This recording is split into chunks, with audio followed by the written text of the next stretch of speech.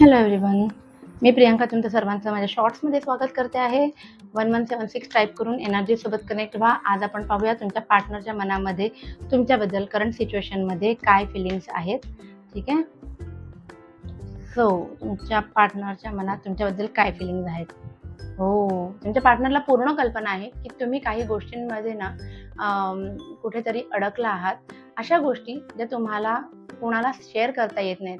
तुमच्या पार्टनरला पूर्ण कल्पना आहे की तुम्ही कोणत्या दुःखातून जाताय आणि याची पुढची स्टेप अशी असणार आहे की ते त्यांचे पूर्ण प्रयत्न करतील तुम्हाला या सिच्युएशनमधनं बाहेर काढण्यासाठी.